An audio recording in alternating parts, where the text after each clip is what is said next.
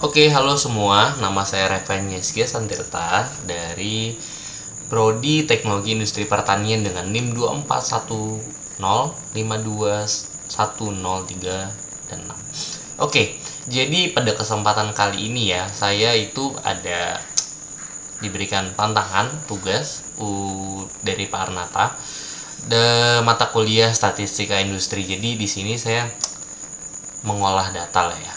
Jadi kita cari tahu dari hasil data penelitian mahasiswa kakak tingkat dari skripsi itu gimana sih caranya kita mengetahui kalau misalnya dan kita bisa menyajikan data dengan benar gitu. Sebenarnya goalsnya itu aja, tapi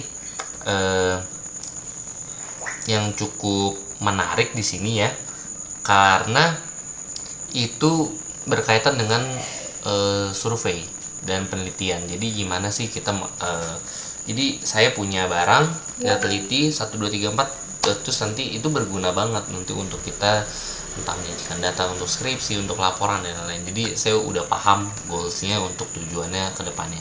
Jadi di sini saya dapat judul ya.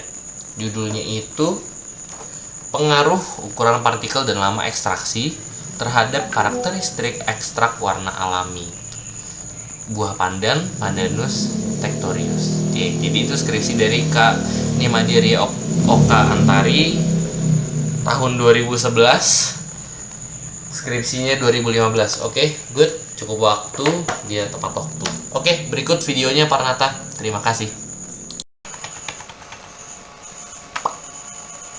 Oke, di sini ya. Halo, nama saya Revanya. Perkenalan lagi. Jadi saya pengen jelasin.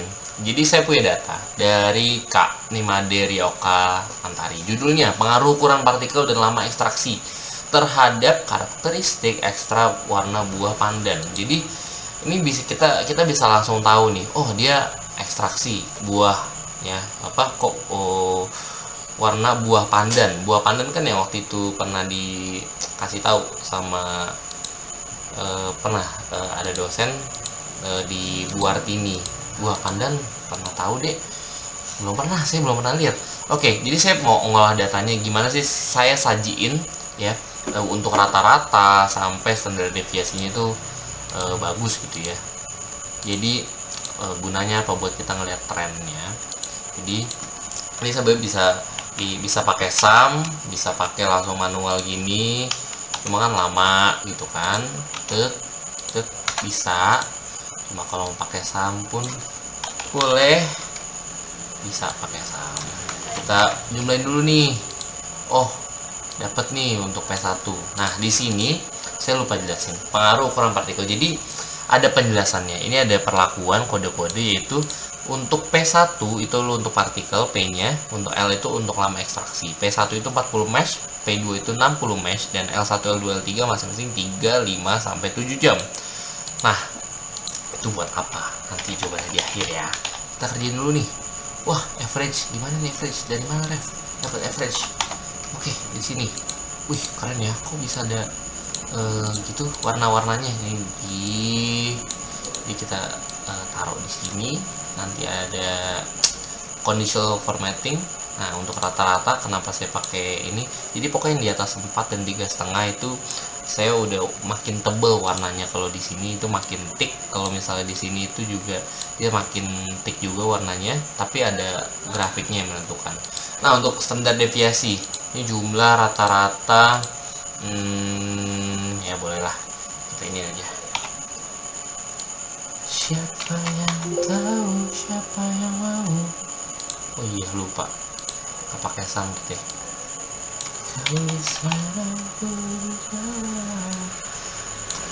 Ini kita masukin, tuh kan dia makin thick kan warnanya, tuh dapet deh. Oke, kita rata-rata kita masukin. Dari mana data sini ya, gampang ini mah, gampang. Set. Dah, kita udah dapat rata-ratanya. Jadi ini nanti akan mungkin saya warnainnya itu dia warna beda sendiri lah pokoknya.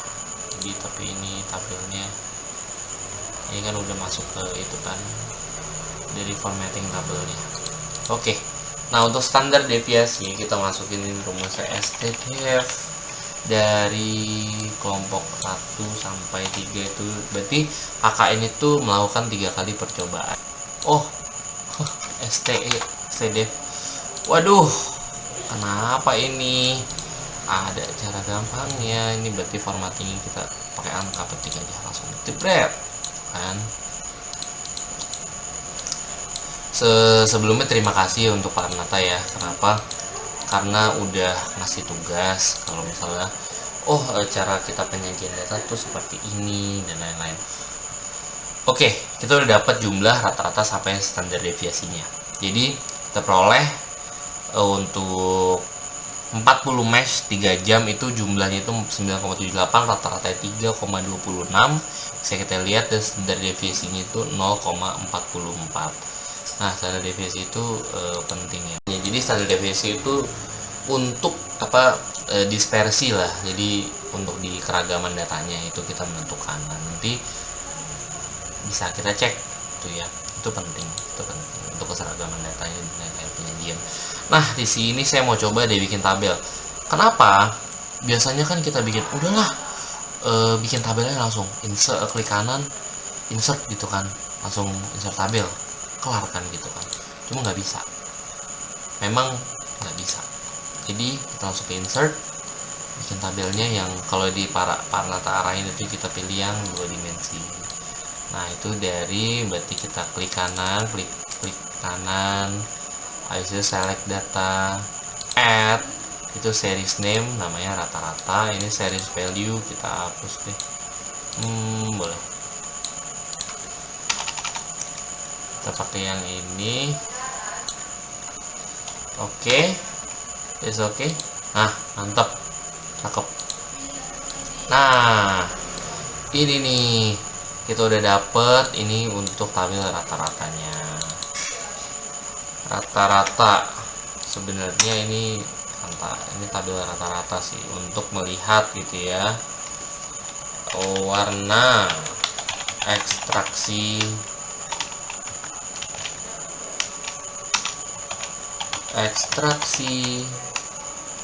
uppercase, ekstraksi buah pandan.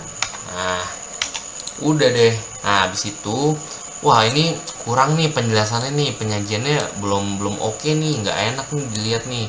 Boleh kita iniin, klik kanan 2 kali, habis itu kita di sini klik ininya, klik ya add minor grid lines gitu ya.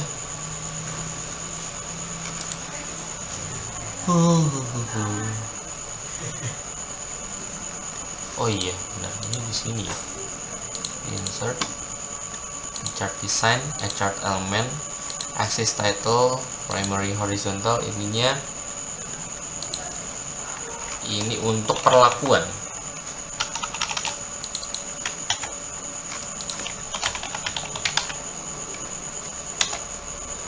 Nah, habis saya mau add lagi. Sebenarnya bisa juga pakai si quick layout ya. Sebelumnya ini mah makanan saya ini sebenarnya. Ini untuk apa ini? Rata-rata ya. Rata-rata. Ini rata-ratanya. Rata-rata ini berarti ini grafiknya menunjukkan apa nih? Kayak tadi. Ini kan sebenarnya udah bisa saya lihat nih. Ya kan sebenarnya perlu tabel untuk data yang banyak. Tapi kalau misalnya kayak gini, kita sekilas mata aja cari yang paling tik yang mana gitu-gitu. Saya banyak alternatifnya. Nah, habis itu saya mau ke format grid lines. Habis itu oke, udah boleh nih. Nah, saya mau tambahin deh di sini. Jadi di sini ya kita punya udah punya tabel. Nah, ini biar bagus gimana, Ref? Nah, ini masih 1 2 3 4 1 2 3 4 gitu kan. Ini dari mana ini? Tuh kan. Nah, kita pencet ini ya. Habis itu ke mana ya? Oh, format axis. Habis itu oh ini kita select data, kita masukin edit di sini.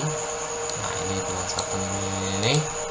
Oke, nah untuk ini masukin, oh ini datanya kacau nih, itu kan. Kita salah data lagi nih. Itu dari ini edit kan, dari sini. Set, oke. Dapat deh. Ya, tapi begini ya. Nah, udah kan, saya udah dapat kan. Tapi ini koma ini gimana nih? Nah, udah, saya udah dapat. Kita bagusin. Oh, wah, ini udah enak nih dilihat nih. Nah, kalau untuk ini ya, yang berdasarkan instruksi, kita tuh perlu yang namanya error bars. Itu gunanya untuk kita bisa tahu standar error tuh di mana. Nah ini kan rata-rata nih, kalau misalnya berarti ini batas errornya. Jadi nanti kalau misal sudah melewati error ini, wah ini berarti udah nggak make sense nih gitu kan. Nah itu kita tambahin deh. Jadi kita kasih ininya.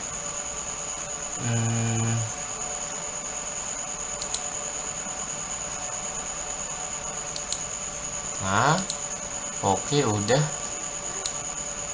Nah kita udah tahu nih. Nah ini 3,26, 379, 369, 345, 480 dan 487. Nah ini dari mana? Saya kali. Kok tadi ke reset ya ternyata.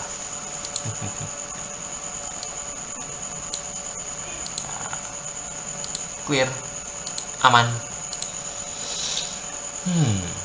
Lagi ya. Sebenarnya kita bisa pilih ya. Jadi chart design itu mau yang kayak gimana sih? Bisa begini, bisa begini. Sebenarnya ada kalau misalnya untuk yang format-format gini. Tapi ada tapinya. Gimana caranya kita bisa ngerti si tabel ini? Gitu. Kira-kira gimana, Ref? Jadi kalau misalnya kita lihat ya. Saya bisa ambil kesimpulan. Jadi kalau si P itu kan untuk 40 mesh dan 60 mesh ya. Itu L juga lama ekstraksi, dan itu ada 3 jam, 5 jam, 7 jam. Jadi saya bisa simpulin. Kalau ya. Jadi bisa tarik kesimpulan kalau misalnya ini kan P itu untuk mesh ya. P1 40 mesh, P2 60 mesh, dan ini dia bagus nih ngambil percobaan extractionnya itu 3 kali. Kenapa? Karena kalau misalnya 2 kali itu kayak ini nanti mana yang bagus ya. Sebenarnya kalau bisa mau lagi 5 kali sebenarnya itu terserah. Jadi kalau misalnya kita lihat ya dari ini P1 itu 40 mesh. Jadi itu yang paling bagus itu di yang kalau misalnya kita cari di jumlah dan rata-rata yang paling tinggi, ini kita bisa dapat di sini ya. Nah, yang paling bagus itu dia pakai di P1 itu ya. Itu di kalau 3 jam itu warnanya masih kurang. Untuk 7 jam itu warnanya malah menurun. Jadi yang bagus itu 5 jam gitu ya. Kalau misalnya kita mau ekstraksi si daun pandan. Jadi kita bisa tahu, oh ternyata ekstraksi daun pandan itu oke-nya itu 5 jam gitu ya. Nah, ini sama untuk 60 mesh juga. Nah, lihat tuh, ya kan? 4,8 berarti 5 jam itu udah paling oke, paling apa ya? Kita dapat hasilnya, wah ini mantap nih 5 jam nih. Nah, untuk di meshnya kita bisa lihat nih. Kalau misalnya dia pakai 60 mesh ya, ini bisa kita tandain nih 11,8 sama 14,39. Kalau misalnya dia pakai 60 mesh itu menghasilkan warna yang lebih baik. Jadi dari si ekstraksinya, saringan untuk ekstraksinya itu kalau dia pakai 60 mesh itu warnanya itu lebih bold, lebih thick. Jadi warna yang kita dapatkan itu lebih maksimal gitu. Jadi kesimpulannya adalah lama ekstraksi ya itu paling bagus di sekitar 5 jam. Dan untuk mesh jenis saringan yang lebih baik dipakai adalah 60 mesh untuk outputnya itu lebih bold ya, lebih bold warnanya atau sesuai dengan yang diharapkan. Oke, jadi sekian video dari saya, Parnata. Terima kasih banyak. Oke, sekian video dari saya. Terima kasih Parnata. Enjoy videonya. Lumayan lama gitu ya, tapi intinya saya ngerti lah Pak. Aman aja. Thank you Pak.